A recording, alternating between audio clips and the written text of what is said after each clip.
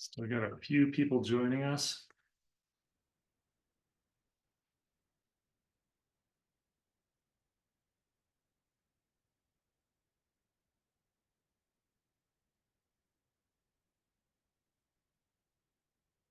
All right, well, let's get started. Well, good afternoon, everyone. Welcome to the inaugural Outdoor Recreation Knowledge Exchange webinar. My name is Dr. Dan McCoy, and I'm the director of the Wyoming Outdoor Recreation Tourism and Hospitality Initiative, or WORTH Initiative, at the University of Wyoming, and I will be your moderator today. We're joined today by over 70 registrants from all over the US, including students and outdoor professionals of various kinds. So thank you all so much for joining. This webinar series is a partnership between Colorado State University Extension, the Colorado Outdoor Industry Office, the University of Wyoming Extension, the WORTH Initiative, and the Wyoming Outdoor Recreation Office. We're working together to enhance outdoor recreation across our states and communities.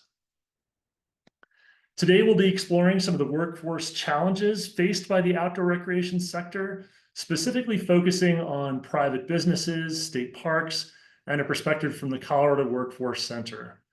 We'll also discuss innovative solutions that employers are using to learn about the role of state agencies and learn about the role of state agencies in supporting workforce development. I'm joined today by two facilitators, Haley Sorg from UW Extension and Guinevere Nelson from CSU Extension. You guys want to quickly wave for everybody? They'll both be helping me guide today's discussion and moderate the chat. I also want to give them both credit for coming up with this idea for the webinar series. And so thank you both so much for making this happen. Before I introduce today's panel, I wanted to mention that we have several other upcoming webinars each month for the next several months. On November 14th, we will have several panelists discuss public-private partnerships. On December 12th, we'll discuss turning your outdoor recreation idea into fruition. And on January 13th, we'll discuss the future of outdoor recreation development. So before we get started, I wanted to frame the issue. The workforce in outdoor recreation plays a critical role in maintaining and enhancing the sustainability and economic vitality of this rapidly growing industry. Outdoor recreation not only creates jobs in sectors like tourism, conservation, and guiding services, but also drives economic development in rural and urban areas. Skilled workers are essential for managing natural resources, ensuring visitor safety, and delivering quality outdoor experiences that support these economies. Moreover, as outdoor recreation is closely linked to environmental stewardship, a well-trained workforce contributes to preserving natural landscapes for future generations, making this sector vital for both economic and ecological sustainability. So to also kind of frame, because this is Colorado and Wyoming focused, even though I know many people are joining from across the US, just to kind of frame also the fact that the percentage of our GDP, if we look at the US, it's only 2.2%. Colorado and Wyoming are above the average as a percentage of our total GDP. There are over 145,000 people employed in the outdoor recreation industry combined in Colorado and Wyoming. So that's average employment for both of our states is about 5%, and nationally, as an average, is about 3.2%. We're also, unemployment rates are relatively low, especially in Wyoming, and Colorado is just barely below the national average. So it's with that framing, I would like to introduce today's panel, who bring a wealth of knowledge and experience. Taylor Phillips from Jackson Hole Ecotour Adventures, Christina Bird from Wyoming State Parks and Historic Sites, and Amy Stang from the Colorado Workforce Center. Each panelist will share their insights, followed by interactive polls and a Q&A session where we'll discuss what steps are needed to advance workforce development in outdoor recreation. So we're going to start here, and I'd like to ask that, Guinevere, if you could drop in the chat the Menti link right here. We want to really have this try to be interactive as much as possible.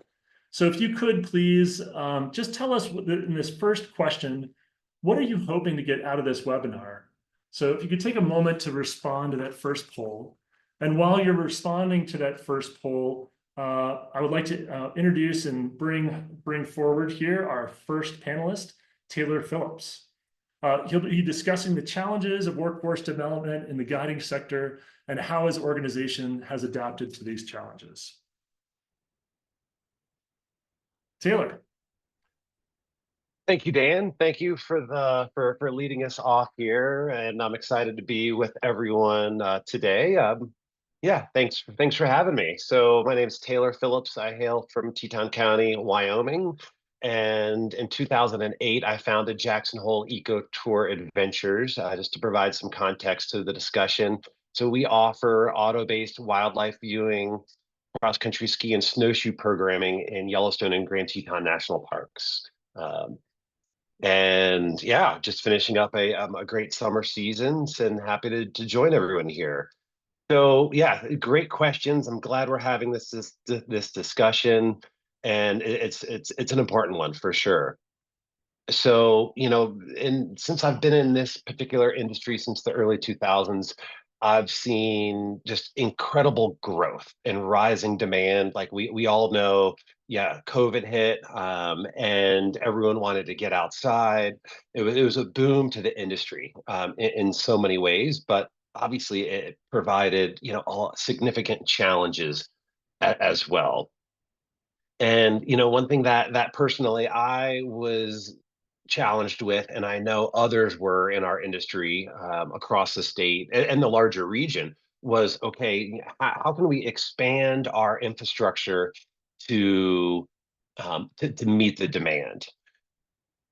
Banks, it seems, were hesitant to make the lens, and then also to get the necessary equipment was challenging as well.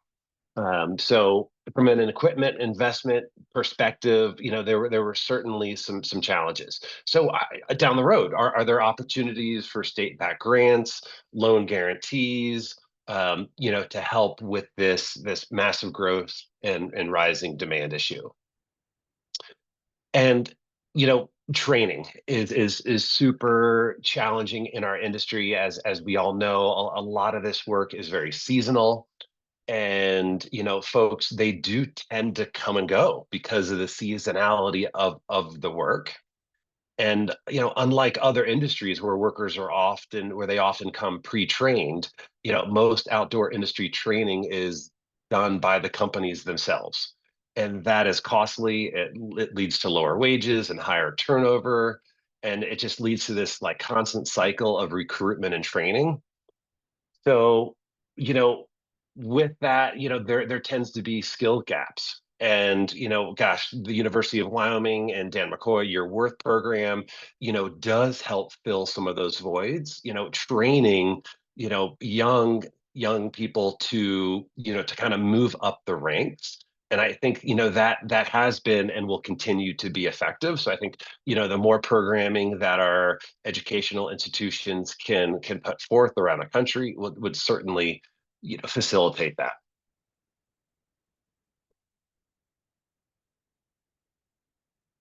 Right. And I mentioned this here a second ago, but it's just like the temporary employment perception and like this brain drain.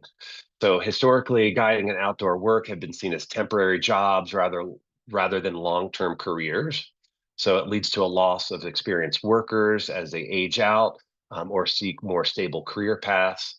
And also a lot of the jobs in the outdoor world, it's physically demanding. So it pushes us to hire a more and younger demographic. But that, there's downsides to that. It's resulting in a lost elder knowledge and expertise. So, something that we're doing in Jackson with Ecotour Adventures, we're kind of restructuring our business, certainly trying to push the off seasons, but offering benefits, higher wages, opportunities for career development. So, and we have had success, with that shift, reducing turnover, which is super helpful. Another one that is a challenge to many small mountain town communities across the West would be the high cost of living. So Jackson is right up there with, the larger mountain towns, high cost of living, limiting affordable housing. It makes it difficult for us to employ and attract and retain workers.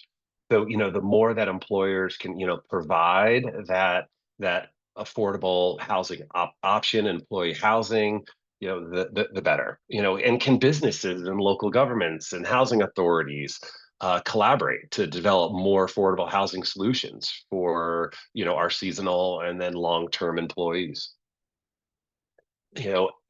Something that we think often about is just diversity and inclusion, right? Our guests, they're from all walks of life around the world, different countries, race, genders, ethnicities, etc. The challenge with us finding staff is, the gosh, 80% of our applicants are white males. It's just what it is. And it's something that we're constantly thinking about, because we do want to represent, all creeds out there. So, I guess maybe a discussion point for a little later here. What are some strategies to promote diversity and inclusion within the industry? And by doing that, it's going to make our experiences that much more accessible to the larger public.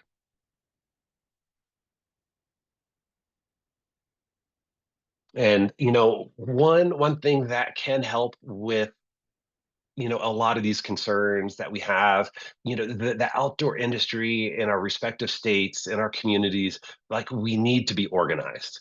The more that we're organized, we can work with our educational institutions, we can work with the state agencies, federal agencies as well, as a united voice. So they're a great model here in Wyoming that's just launched, the Wyoming Outdoor Recreational Business Alliance. And just to provide an example of what they're all about, their mission is to be a balanced and unified voice for the industry, enhancing the business climate and economic impact of outdoor recreation in Wyoming.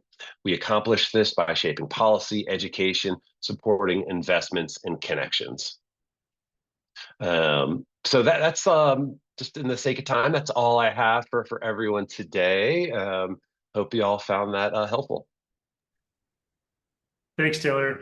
That's really interesting perspective that you have, especially as a private business owner. I think that's really kind of good to keep centered, kind of understanding the fact that the issues with seasonality, the issues with maybe less diversity in the workforce, how all these things play into it as an employer. I just wanted to quickly turn, before we turn to our next speaker.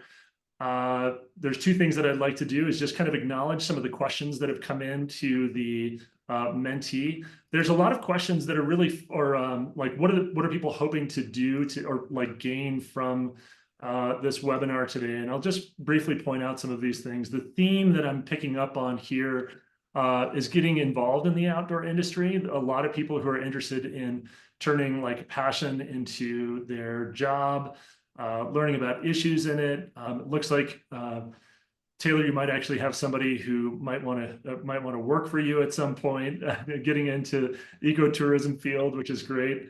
Understand current state of outdoor recreation jobs. So a lot of focus here on employment and opportunities in this space. So just wanted to make sure that that our panelists were aware of what people were hoping to get out of this today. And Taylor, we're going to circle back to you a little bit later at the end of the webinar when we have a panel discussion on a Q&A at the end. Okay, so Guinevere, if you could also throw back in the chat the next poll before we turn it over to our next presenter. So this is the next question that we have for everybody here are, what are the biggest obstacles for you in securing a career in outdoor recreation or attracting the right workforce to your business? And I'd like to ask panelists who are not presenting to maybe kind of take a look in the results to maybe help frame some of your responses at the end.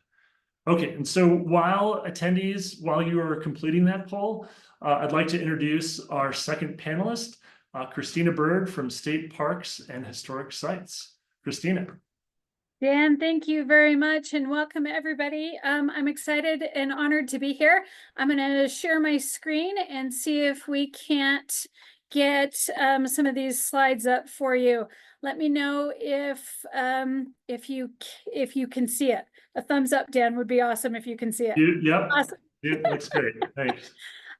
So my name is Christina Bird, and I live in Cheyenne, Wyoming, which obviously is the capital of Wyoming. I came into Wyoming State Parks, Historic Sites and Trails in kind of an unusual way. I started working in museums, actually, with artifacts, and found that I am way more of a people person, and I certainly do like to be outdoors. So I have kind of worked my way through several historic sites. I am the former superintendent of the Historic Governor's Mansion in Cheyenne, Wyoming, as well as the Quebec One Missile Alert Facility, before becoming a district manager for the southeast portion of Wyoming State Parks, Historic Sites and Trails. Parks, however, has been kind of an on-the-job training for me. I have had the honor of working with some of the most excellent superintendents I've ever met. And together we've been able to do some fantastic things for outdoor recreation. I love this job. I love this job because of the partnerships and the connections that we make. When they say about Wyoming is just one small town with really long streets, it is so very true. You never know who you meet one day. You are creating a partnership. You're creating a collaboration with the very next day. And that's a blessing for us here in Wyoming, that we get to have that sort of context and relationship. What I'd like to do today is talk to you a little bit about our agency and its economic impact, and then go into some of our challenges in hiring. And so, we are Wyoming State Parks, Historic Sites and Trails. We have one mission, and it's the best mission ever. It's the shortest mission I've ever had in my career, which is to improve communities and enrich lives. Our product, of course, is all of the state lands that we own and manage within the state of Wyoming. And it is some of the best recreation, in my opinion, some of the best history, as well as, some of the best opportunities to really just get away from it all here in Wyoming.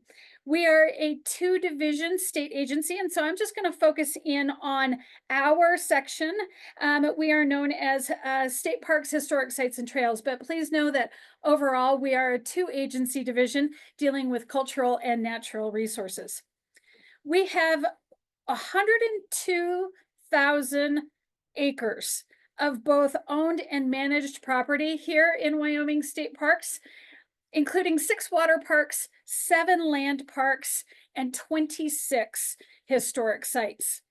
In 2023, we had 5.2 million people visiting Wyoming State Parks and Historic Sites. We are a state agency, so we are part of state government, Wyoming state government. Our biennial budget is $37.3 million. And that's made up of fees, some federal dollars for granting purposes, a portion of our motorboat gas tax, as well as a general appropriation from our state legislature. Our total fund appropriation is $17.4 million, which is less than 1% of the entire state's general fund budget of $3.4 billion. So we run pretty lean and mean in Wyoming State Parks, but we think that we make a really big impact. And we do, because economically our agency impact to Wyoming is $1.3 billion per biennium. We run on a 2-year annual budgeting process. So for every dollar spent, almost $9 is coming back to our local communities. And that's really important to us, because we as a state agency are impacting our local economies by bringing in visitation. So some of our challenges in hiring, and it's a lot. Recruitment, and I think Taylor talked a little bit towards recruitment because of the seasonality of positions. In our agency, we have only 83 full-time employees, 3 part-time employees, but we can hire upwards of 150 seasonal employees for the summer months. And so we really rely upon those folks to be able to bring a lot of value into our agency. And so being a government agency, we have certain restrictions on how we can recruit. And so we've had to get really creative. One of the ways we've been really creative is we go out to national organizations, the Association for State Parks. We go out and we advertise with them. We'll advertise in museum associations, the nonprofits that are associated with our industry. We'll put the word out through local organizations to post jobs. We do a lot of job fairs. We've spent almost this whole week with the University of Wyoming trying to talk folks into coming and joining a career with us. In the last year with the Hobbs School here at the University of Wyoming, we have created a streamlined internship program. That internship program, it is the first time that we've been able to do truly paid internships for folks. We do recruitment videos. I mean, we even do bonuses for referrals. So we are trying to do everything that we are legally capable of doing. We even do all of the training. And so I know that that was something that Taylor brought up, that we do struggle because sometimes our folks are only with us for 3 months. And so we have a pretty steep training curve, but we try to get them everything that they need. You know, the next one, and this is kind of always an elephant in the room, but it's pay. Especially with our seasonal employees. You know, with our permanent employees in state government, raises are few and far between. And pay bumps usually mean, you know, that we have to go out and get new jobs.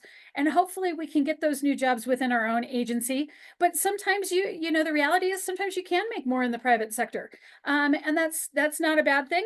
You know, we like state government and we love the private sector as well. We try to balance all of that by being able to offer those folks opportunities who work with us to get out and enjoy their very own parks. So we offer them discounted rates to go to other parks as an incentive. We will offer them, you know, time off to go fishing if they want. We will offer them, you know, the ability to work with some of, in my opinion, again, some of the greatest people who work in outdoor recreation. We also offer the ability to have housing. And that is a big struggle for us because if you've ever been to Wyoming, you know that some of our state parks are, you know, 30 miles from our larger communities. And so that makes for a 60-mile round trip if you're working out there. And at 14 to 16, even to $18 an hour, that still takes a big dent in gas money. And so we've discovered that by actually having seasonal housing on site, we can offer those folks free housing plus their paycheck, and they don't have to commute from local communities. We've also been able to recruit from places as far as away as like New York State and Maine and West Virginia, because we have that capability to offer some housing to augment that. We also offer permanent housing. We offer some housing to our permanent employees. And as far as that permanent housing is concerned, you know, a lot of it in my district, especially, you know, that's really it's an important benefit that I am offering to a potential employee. And so I want to make sure that that housing is as nice as I can possibly make it, and that we are doing the regular maintenance on those houses to make sure that those folks want to stay with Wyoming State Parks. We offer advancement opportunities through a variety of experiences, shadowing opportunities around the state. So if you are a superintendent at a smaller outdoor recreation park and you want to learn what a water park does, we're happy to send you there for a couple of weeks. And so we try to give people opportunities for advancement within our agency so that they'll have an opportunity when those jobs do come open. I think, you know, that kind of turns me towards like, why do people work for us and how do we get people involved in working for us? I think people work for us because we have a quality product to offer. And like all outdoor recreation in the state of Wyoming, it's an amazing opportunity to be outdoors in a state that is pretty low on people. We have a passion for public service in our agency.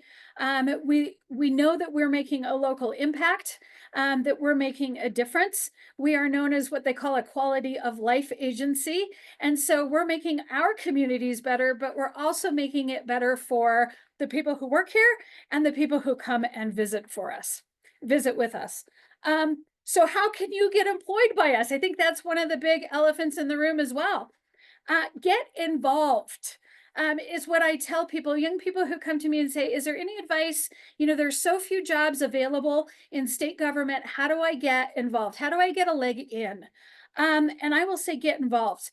If you have an opportunity and a desire to volunteer, get out there. We run 16,000 hours of volunteer hours every year. It saves us at least 2 to 3 employees. You know, become a seasonal employee with us. If you're trying to get your foot in the door, spend a couple seasons with us. I have a young gentleman who has worked for every district in my district, every site in my district. And he's looking at, you know, a potential, I can't say enough about this gentleman. And he's looking at a permanent full-time job right now. On the job training, we're happy to give it to you. If you don't understand it and you don't know it, we're going to help you figure that out.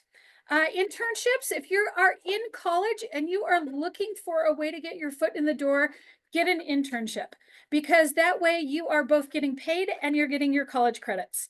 And so to me, that's kind of, you know, the final win-win for any of those college students out there. So, you know, we enjoy what we do. We enjoy being part of outdoor recreation. And Dan, I'll turn it back over to you. Great. Thanks, Christina. And that was great kind of overview of what you guys are doing in state parks. And also, I just kind of quickly want to acknowledge what folks have put into the chat here as well for the responses, the last questions. I think you actually helped answer some of those, specifically like housing. Yeah, so you're an agency or organization that offers housing. And I know that Taylor has some housing options available for places in Jackson, and I know several employers do up there as well.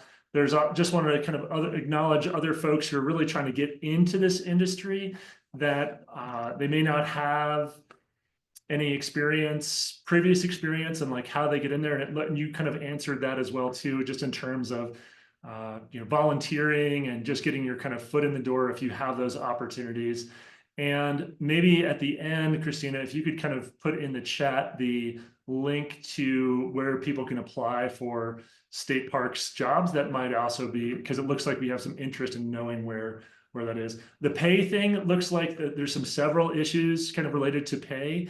Obviously, if you move up the ladder in some of those positions, your pay is higher. So it's true that I mean, while there's tons of entry-level positions and great ways to kind of get your foot in the door, moving up the ladder is the one way you can move to full-time benefited positions that will kind of allow you to have the lifestyle that you're looking for. So just wanted to make sure our panelists were aware of what's going on in there, and kind of acknowledge to all of you for who are joining us today, just in terms of the questions that you're asking and so forth. So okay, let's move on to the next question. So Guinevere, if you could put this in the chat one more time, just in case people came in late. But the last poll question that we have for you before we move into the Q&A is, what role can Extension and other university systems play in workforce development and education? Okay, and then our last panelist is Amy Stang from the Colorado. Oh, help me out here, Amy. You're with the Colorado. Hold on a second. I'm with the Colorado Rural Workforce Consortium. Thank you very much. I appreciate that. I goofed on there. Turning it over to you, Amy. Thanks so much for joining us. Absolutely. Can you see my screen okay? Not yet.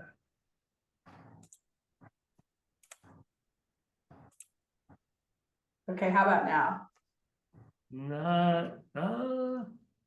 Yes, I can see it now. Yep. See you now, we're good? Okay, great. Good afternoon. Thank you so much for inviting me to speak. My name is Amy Stang, and I am the Business Strategy Manager for the Rural Workforce Consortium. I work for that is within the Colorado Department of Labor and Employment here in our beautiful state of Colorado. I'm excited to be here and appreciate this opportunity. Our Public Workforce Center is a well-organized network that provides comprehensive support to both businesses and job seekers across Colorado. Colorado has 10 designated local workforce areas that offer a range of services, including training, job placement, and business support. These areas ensure that local workforce needs are met efficiently. The Colorado Rural Workforce Consortium, or the CRWC, serves 51 of the 64 counties in the state, making it a critical resource for rural communities. There are 25 physical workforce centers through the CRWC, ensuring that services are accessible. Additionally, many of these services can also be accessed offsite or virtually, providing flexibility for both job seekers and employers. This robust network ensures that no matter where you are in Colorado, there's support available to help businesses grow and help individuals find meaningful employment. The workforce programs are delivered in Colorado through 10 federally recognized local workforce areas. Each local area includes workforce centers that provide a variety of free services to assist employers and the job seekers. Each local workforce area is guided by a workforce development board. Here's a map of the 10 local areas, which include Adams, Arapahoe, Douglas, Boulder, Denver, Larimer, Mesa, Pikes Peak, Tri-County, Weld, and the Colorado Rural Workforce Consortium, which is highlighted in all of that blue. If you are interested in exploring partnerships or learning more about how we can collaborate with the various workforce areas shown on this map, we would be happy to facilitate those connections. Our goal is to strengthen relationships all across the regions, ensuring that every area benefits from shared resources and strategic initiatives. So please feel free to reach out if you'd like to follow up, and we can make sure we make those right connections and to help you support your goals. The Local Workforce Development Board provides critical oversight to ensure we meet both state and local workforce needs.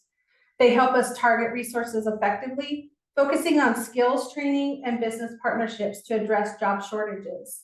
The CRWC's Local Workforce Development Board has set these 4 strategic priorities for our 4-year plan. Increase accessibility to work-based learning, increase the quality of upskilling opportunity jobs and career pathways, implement outreach strategies to engage underrepresented populations, ensuring programs are inclusive and accessible to all rural Coloradans, and then utilizing data to create a stronger and more informed workforce network in our rural communities.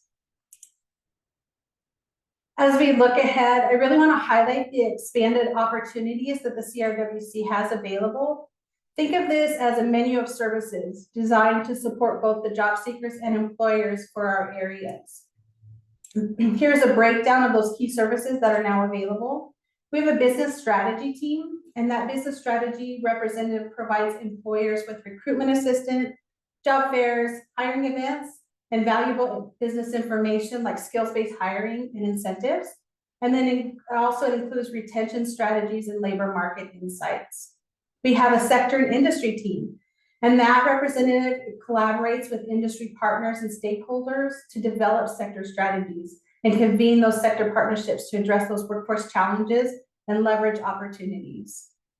Work-based learning team leads, we provide those employers with that important information on work-based learning opportunities, all the things, right? Work experiences, apprenticeships, internships, and on-the-job training. And then they help connect those employers with the training providers and provide that ongoing support to ensure that successful implementation. That's the employer side, and now we have our job seeker side. We have career coaches that are dedicated to help those job seekers with job search assistance, skills assessments, career planning, and workshops to enhance their work readiness. Talent development. These are our professional workforce professionals that assist individuals with creating that career plan. by providing that career counseling that will help them focus and help them identify what they and their families are needing. Job quality, job readiness. And then again, the work-based learning team, I talked about that a little bit ago, but the virtual coaching collaborative. This is something that is new to the consortium.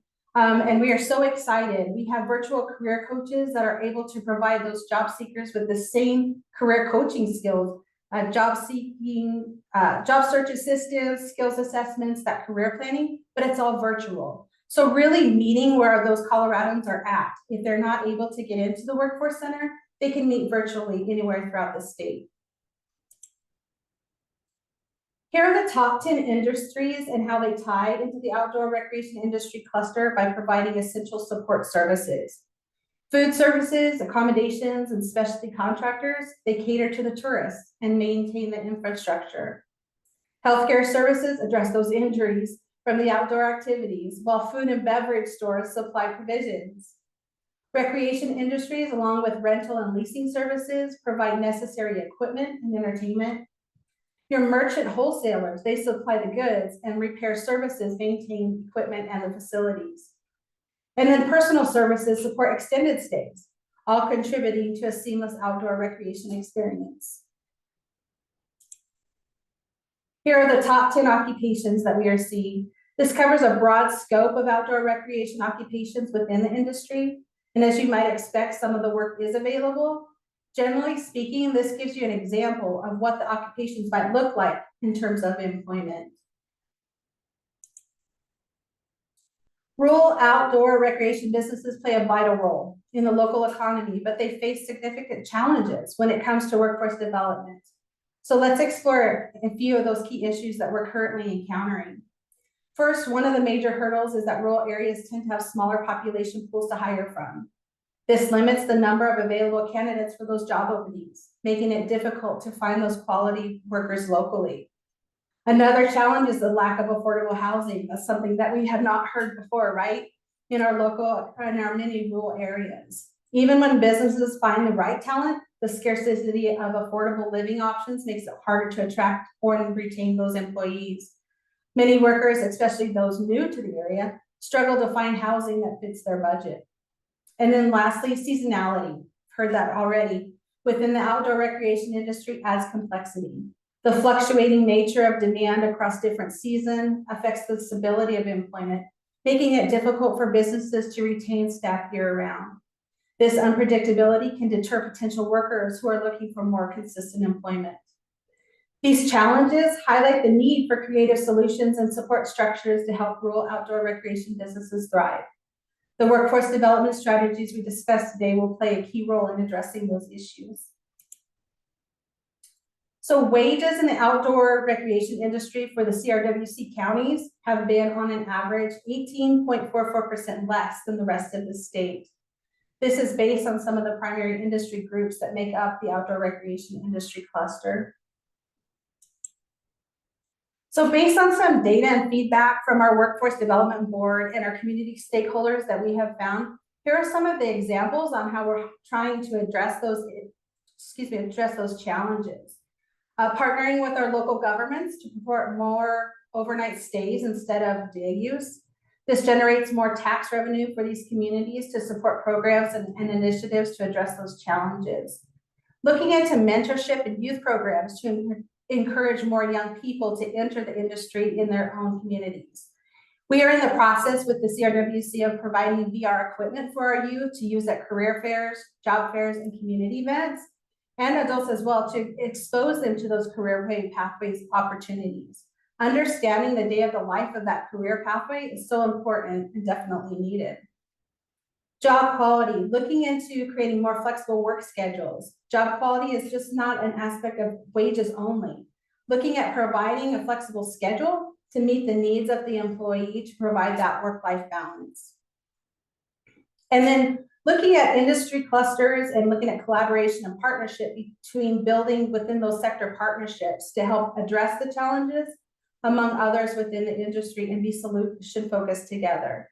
So your public workforce centers can help you with those sector partnerships in creating that. So now that I've given you all of that information, I'm sure you're all excited and you want to know, how can we connect, right? Well, look here. I got you covered. The CRC here is here to collaborate and partner, and you're excited for what the future holds. My name is Amy Stang. That's my business contact right there. We have Amanda Waltrip, who is our supervisor for our individual business services. And then Patrick Garrett is our supervisor for the sector and industry engagement team and our work-based learning team. Our teams want to be at your table. That's the bottom line. We want to go through these challenges with you and help identify to fill those gaps wherever we are needed. So thank you so much for your time today, and I look forward to more conversations. This last slide is information for our director, Susie Miller. Christy Gonzalez is our talent development administrator, and then Don Robarbs is our career services administrator. So thank you again so much for your time. I'll send it back to you again. Thanks, Amy. I appreciate that. I think it's, yeah, just really important, I think, for everybody to really understand that each state, I mean, Wyoming has the Wyoming Department of Workforce Services that offers very similar type of things. And it's important to know, especially for employers and for employees, that there's a lot of resources that are offered through both of these. So now I'd like to invite all of our panelists to the Q&A session here. So Amy, Taylor, and Christina, we're going to first start out with questions that the attendees had submitted ahead of time. And the way I'm gonna do this is I'm gonna start out by asking a few of our panelists some of these questions. And then for those of you who are attendees right now, down in the bottom, hopefully, of your screen, there should be a little Q&A thing down there. And you're also welcome to submit additional Q&A questions. It should be active to ask your questions of the panel now. So please go ahead and ask additional questions that you have. But I'm going to start out with these ones that were provided ahead of time. So this one I'm going to turn to Taylor and then maybe to Christina. So the first question that I have is, what do current students need to be focusing their time on to have a good foot in the door when they graduate? Taylor. Yeah, Great. What are your thoughts? Yeah, great question, Dan. So, I guess I'll speak specifically to my industry, kind of the guiding outdoor sport world. So I guess what I look for, I look for individuals. Have they done their research on the area, on on what my business does, what the specific industry in Jackson does, kind of the different companies, how they operate. So, and I think that's just super important to kind of like have a firm understanding of like the specific sector. And customer service skills are huge, right? We're in the outdoor world, we're interacting with the public every day.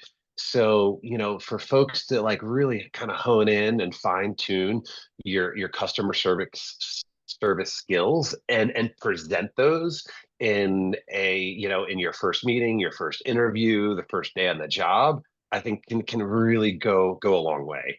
There's so much that we can teach, but we do look for folks that are personable, right? And they can relate and have conversations with just about anyone. Great. We. Oh, sorry, Taylor. I was just going to quickly ask, like, what is the role of certifications play? Like, how important are certifications for, if you get a resume and you get a somebody who has like wilderness first responder or other types of certifications on there, is that a factor in your hiring decision?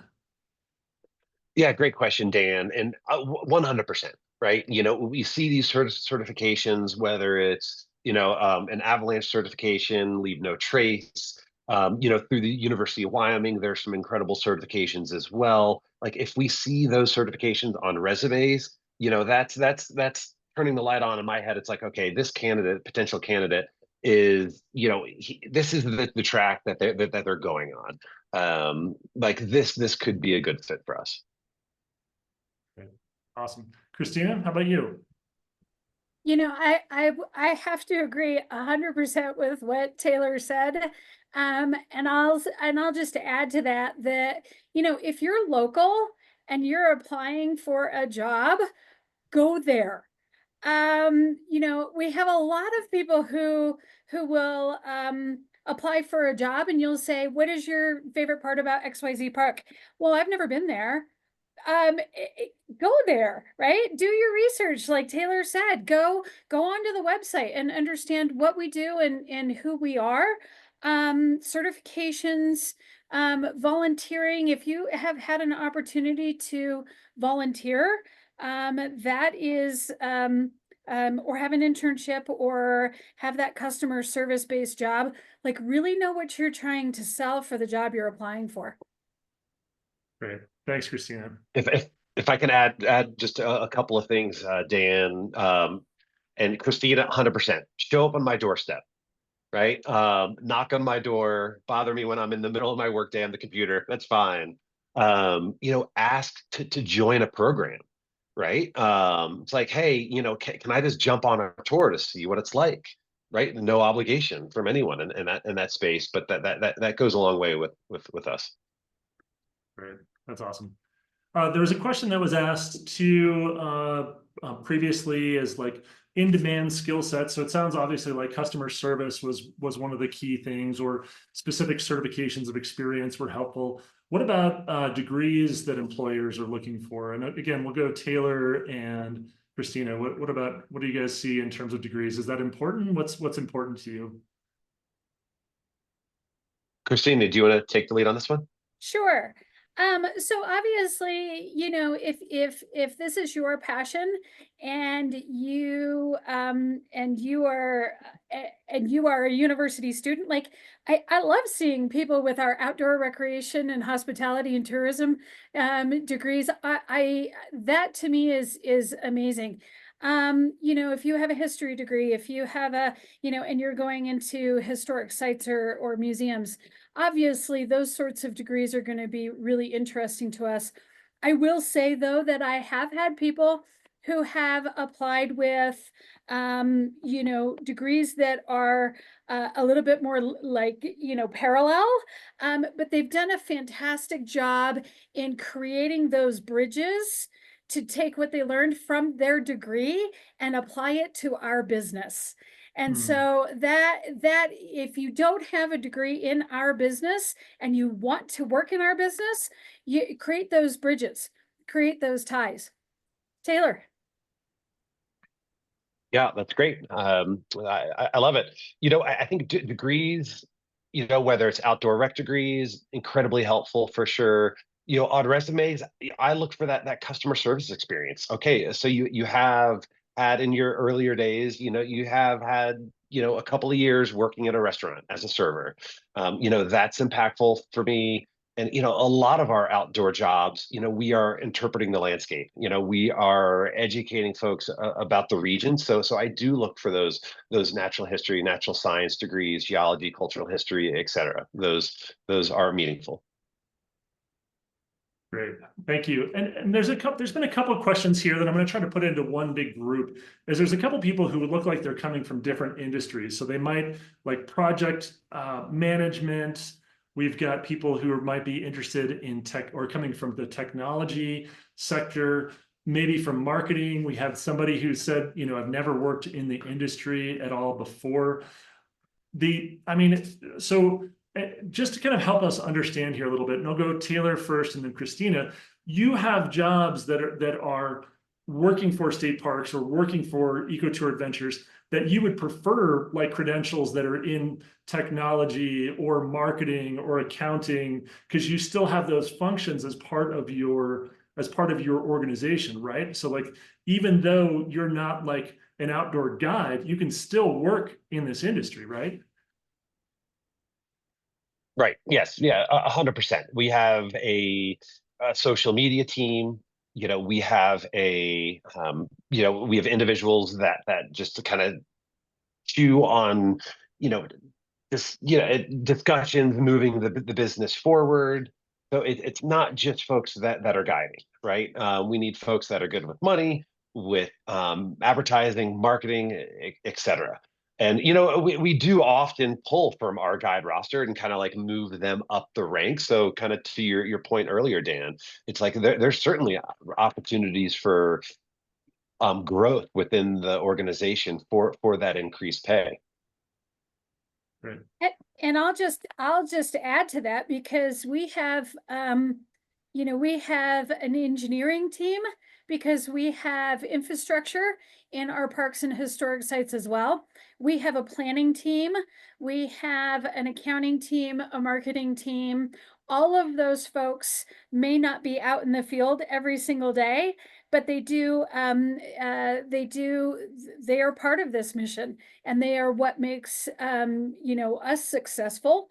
And it's interesting, because if you ask any of them if they're outdoor enthusiasts, that's really what attracted them to this particular position. Was I'm an outdoor enthusiast in my private time, and so this was a really good natural fit. Right. Thank you. We got a question. Now I'll move to a question that's in the chat from Kim Phillips. We'll start with Taylor, with you again. Is what kind of challenges do you see facing the ecotourism and outdoor industries in a world in a climate crisis? Oh gosh. Well, you know, this fall season, we've had just unseasonably warm and dry weather. So fire, oh my gosh, you know, specifically, you know, there was a large fire kind of right out our back door, and the smoke was really challenging. So so a portion of your question, Dan, I think is just managing the visitors' expectations as it comes to natural disasters, right? We had the large Yellowstone floods a couple of years ago. Even though there was just a small section of Yellowstone National Park actually impacted, you know, we were getting calls like, "Oh my gosh, the entire park is closed. Grand Teton's closed. I'm canceling my trip to Wyoming." You know, it did involve some additional driving when we had to drive around those closures. So I think wildlife, right? You know, wildlife is a key driver of, gosh, Wyoming's travel and tourism economy. You know, what do those climate impacts look like? You know, how will they impact wildlife populations that drive Wyoming travel and tourism's bottom line? You know, that those are all like serious concerns. Oh, you're on mute, Dan. Mute, Yeah, Dan. There you go. yeah. Christina, anything in state parks? Obviously, you guys maintain a lot of infrastructure, and you know we're seeing an increase in severity in weather events and frequency of weather events that are affecting state parks. Is that something? Yeah. Do you guys? How resilient is your infrastructure, and are you concerned about future kind of impacts to that from a changing climate? Yeah, so we have a lot of cultural resources in areas that have been close to or impacted by things like some of the crazy fires that we have had. And so you're talking about one of a kind sort of infrastructure that cannot really be brought back after a natural disaster of that sort. As far as our campgrounds and our parks are concerned, changes in our weather move our wildlife either into our park or away from our parks, to the point where we have some wildlife that we haven't seen in 20 years now entering our parks, and that causes us to think about things like bear safe dumpsters, and things like that, to keep both wildlife and our visitors safe. And so you're absolutely right. We do what with fire bans. When we put out a fire ban, the amount of phone calls that we get on we can't have a campfire are pretty astronomical. Wow. So we do have to manage visitor expectations, and we do have to be really concerned about our infrastructure as well as the health and safety of the guests in our park. It's not uncommon to have tornado warnings in several of our parks. And where do we put all of those people? Yeah. Another question I have, I'm going to try to synthesize a couple of these questions that have come in here. And folks, if you're still with us, please do feel free to add more questions to the Q&A session down there. There's a little button that you can add questions to, and we'll get to those. I'm still working through the questions that you all submitted when you registered for this. The permanent versus seasonal piece, and this also ties in with greater pay. We know that there's a lot of positions in outdoor recreation. As Amy was talking about earlier, the pay is lower. How do people move to those higher paying jobs that have more permanence, more year round, that are less affected by the seasonality? Like, what is the secret sauce to kind of get them out of the seasonal spiral and into that place where they can be making, being full-time benefited positions, have families, have houses? Taylor, I'll maybe turn it over to you first, because I know you have full-time benefited staff, right, that work for you, that have housing and all those types of things. So maybe, yeah, what's the secret sauce to like move people into those positions? Sure. Yeah, a lot of thoughts there, Dan. One is the business, my business. We need to financially be in a position to afford those, those higher paying jobs and those raises. And by really marketing and kind of pushing our shoulder seasons, that has enabled us to kind of keep more staff year round, and paying them more. And kind of other tips and tricks that we employ to get staff more wages and better pay, right? We want to keep folks. We don't want this revolving door that's so common in this industry. So for last minute trips, guides, will get paid 1.5 times the pay if they pick up an extra shift in their work week. So that's significant pay right there. It's typical in our industry that we pay out commissions to hotels, to third parties, booking agencies, etc. So if a guide can bring us or any of our employees will bring us a referral, family, friends, someone they met when they were riding a chairlift, skiing themselves on their time off, they'll get that commission. So it's like, it works for me, right? It's one more client than I wouldn't have otherwise. So that's helpful. And then also, if there are favorable reviews, we'll compensate them for that favorable review. Because as you know, it's like, the traveling public, we love our TripAdvisors out there, right? So that's great, so it incentivizes the guide to, do a good job.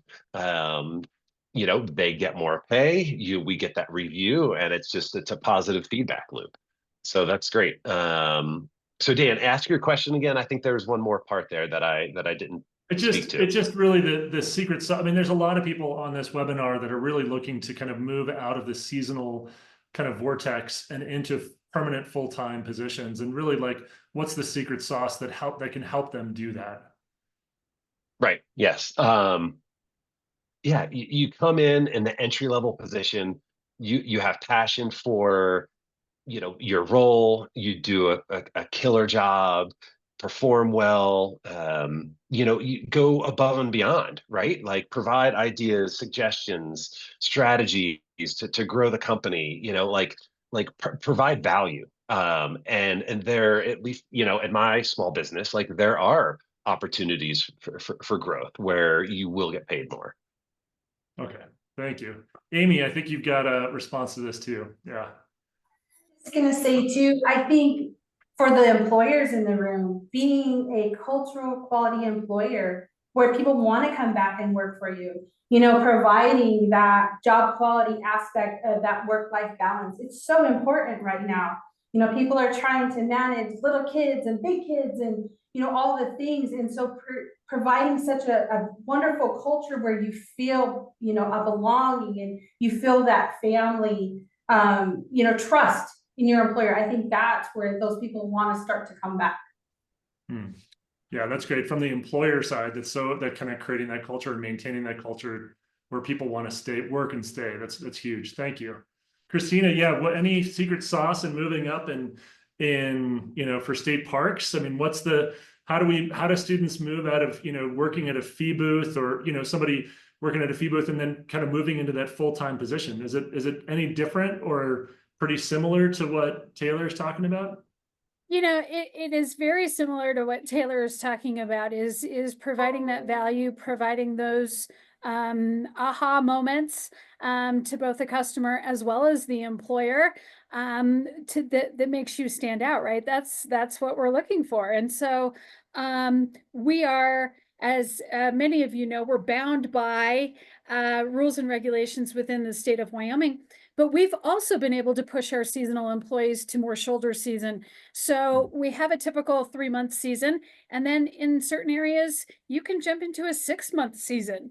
And then hopefully a year-round seasonal. And hopefully you're able to, jump into a position. I think the other thing I would suggest is, like, take what you can.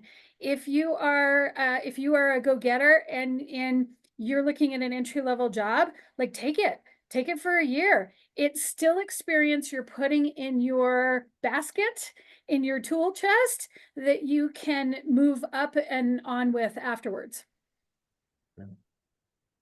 Awesome, thank you. This next question that came from the registration was, and maybe Amy, maybe kind of kick this to you.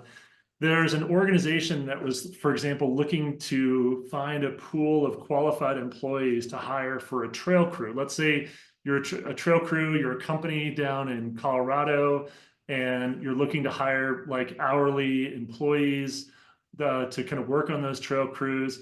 Like, what can you all do to kind of help support them finding a qualified pool of candidates?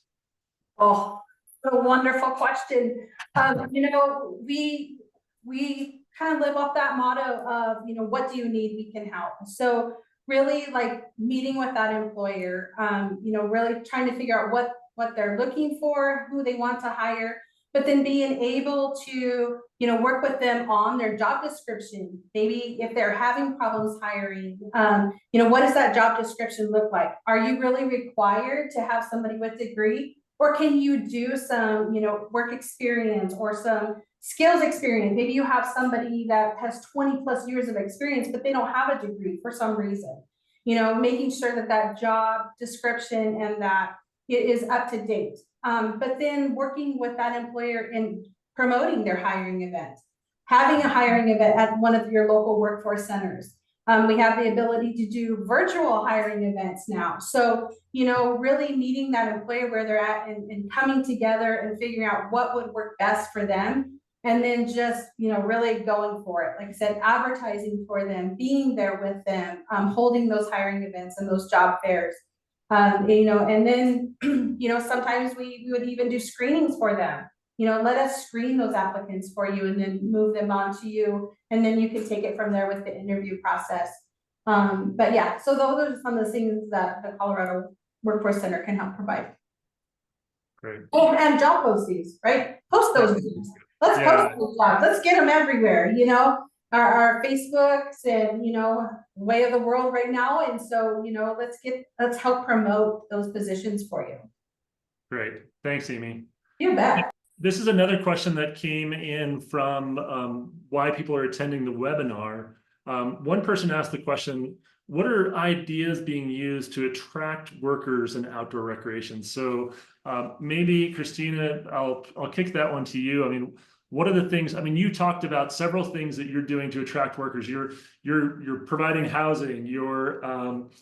You're like allowing people to go to other state parks or work in other state parks. You're allowing a flexible schedule. You've listed a whole bunch of things that you're doing. Are there any? I mean, what other things are you doing in that kind of attraction thing that you're doing that helps bump up the number of people that are applying to jobs in state parks?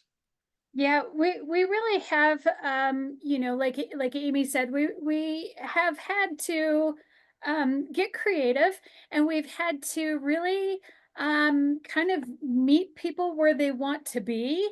And so, where maybe 15 years ago having a flexible work schedule in state government was unheard of, now, we're on board. Like, you want to work 10-hour days? Great. You want to work, flex weeks? We'll make this work. And so we really have had to meet a lot of the employees where they want to be in their lives and with their families. And so that has been a huge boon to us in kind of shifting our mindset on how to attract really good qualified employees. And I don't know if Taylor has found kind of the same sort of way forward.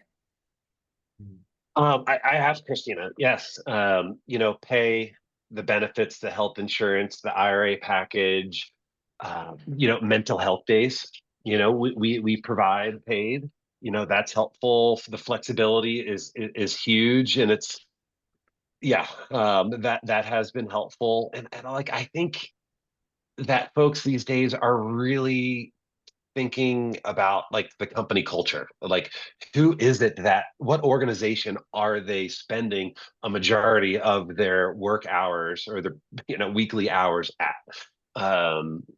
So for instance, to really help develop our company culture, we have 2 senior managers, and part of their role is developing workplace events that happen outside of the workplace, but with our staff. So it's going on hikes, it's dinners, it's floating the river, et cetera. So, to kind of develop your workforce is not just folks that are working, but folks that have relationships and are friends outside of work, has been helpful.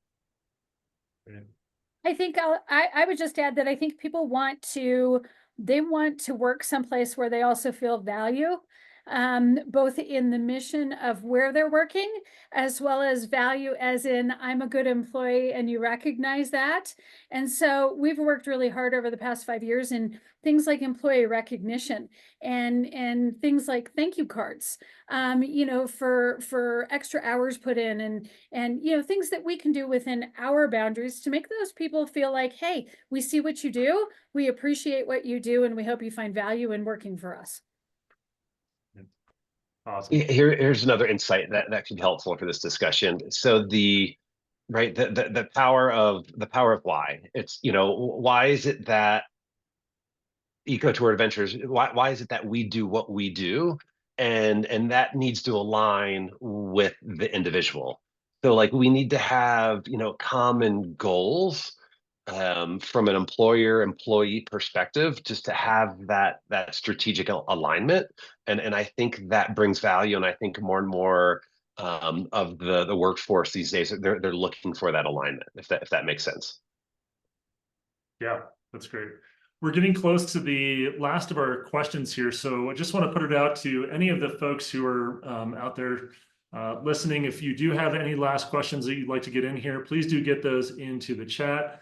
And as Haley kind of put that in there, but I do have like just a couple more, and then we might wrap up this webinar. But I know, Christina, you talked about places where you have jobs for state government. Somebody in the previous poll asked the question, where do they need to look for and apply for outdoor recreation jobs? So Taylor and maybe Amy, like what are the places that you guys are? Taylor, where are you sharing these job opportunities? Amy, where's that link? And maybe if you could share it, that'd be great. Yes, certainly, there's it's a little bit buried, but on our website, right, that, we have like a future employee portal, if you will. We post a lot of jobs on the Texas A&M job board. Kind of those typically tend to be a little bit more sciencey, but that's a very well trafficked job board. Again, that's the Texas A&M job board. There's other great platforms out there like CoolWorks, USA Jobs as well, are great places for folks to post and to look for employment in the industry. Great. Yeah, Amy? Yeah. Ours is www.connectingcolorado.com, and that's our platform that we use for all the things we use for our job postings as well as our workshops. There's lots and lots of virtual workshops that can be held. You can search for jobs. apply for jobs, all the things on connectingcolorado.com. Great. Thanks. And maybe Guinevere, if you could pop that into the chat for everybody who's up. There it goes. Thank you so much. Awesome. Well, then lastly, I just want to ask the question to, since I think it looks like we're going to be wrapping this up just a little bit early, which is great. Since we answered everybody's questions, just want to put it out to any final words from our panelists, anything that we didn't talk about or any kind of like major take home messages that you want to kind of leave everybody with today. And Amy, I'll start with you and then we'll go to Christina and Taylor. Yeah, thank you. I think this is such an opportunity from state to state, right? To collaborate and to partner and to learn from each other. And so I think within our states, you know, we have opportunities and I think we just can make them bigger. And so having this is just another example of, you know, providing a resource to where people can learn and gather information from and take back. But then, you know, just really connect. I think Christina said it best, you know, get out there, understand what it is about, get in there and see, you know, that's the only way you're going to know what the outdoor industry is about, is if you're out there and learning more and more. We always have the opportunity to learn something more every day. So, you know, I think having these opportunities like this is just so beneficial. Well, thank you. Thanks, Amy. I think I would suggest, you know, the final thing I would say is like networking. It's one of the things that we really didn't talk a lot about. But, you know, going to the outdoor recreation conferences, going to your tourism conferences, that's where I met Taylor. You know, really having an opportunity to go out and meet some of these folks who work in your industry, and chat with them. And so that networking, you know, in states like Wyoming and Colorado that are, you know, have that larger rural opportunity, you know, it's a great opportunity to learn, you know, Mountain West. It can get you from Montana to Texas at that point. And so, you know, that's where I would leave it, is, you know, get out and meet people. That's a great one. Yeah. Thanks. Get out and with your schools, chambers, economic development partners, like get out and meet people. Great. Taylor. Amy, Christina, I love your thoughts. Dan, this has been wonderful. And yeah, closing comments. Wow, you know, like this industry it's incredibly unique. It's special. Obviously, it's very much a passion of mine. You know, I think primarily because it provides opportunities to have, you know, meaningful experiences with your family, with your friends. It's like these shared connections. Right, we are humans, we're a collection of our experiences moving forward, right? And like these outdoor activities in the industry like helps promote all that, which is really cool. And it has the opportunity to really, you know, promote this connection to our state parks, our national parks, our public lands, our incredible natural resources. So yeah, it's, you know, come stand on my doorstep, ask for a job, you know, go visit your local state park, get outside. It's, you know, these are all activities and resources that, you know, for us to enjoy and share with others. So yeah, thank you, everyone. Well, thanks so much, Taylor. And thank you to all our panelists, our facilitators today, Guinevere and Haley. Just wanted to, and also to our sponsors and all the different groups from both extension offices, the Wyoming, the Worth Initiative, both offices of outdoor recreation in Colorado and in Wyoming. This is really great. Just want to let everybody know who's still with us is that we'll get these recordings out of this webinar on our websites, both through Extension and through Worth. And yeah, they'll just put a quick plug out there too on two things. One thing that Christina just mentioned, the Wyoming Outdoor Recreation Summit is going to be May 1st through the 3rd in 2025, and you can find out more information on our website about that. And just want to also put a plug in for November 14th when we talk about public-private partnerships. That'll be the next webinar in the series. So if you're looking to partner with public land management agencies on a number of different things, that's going to be a great webinar, and please register for that through our websites. So thanks everybody for joining today, and have a great day. Have a great weekend. Have a Thank wonderful you. day. Thanks everybody. Bye.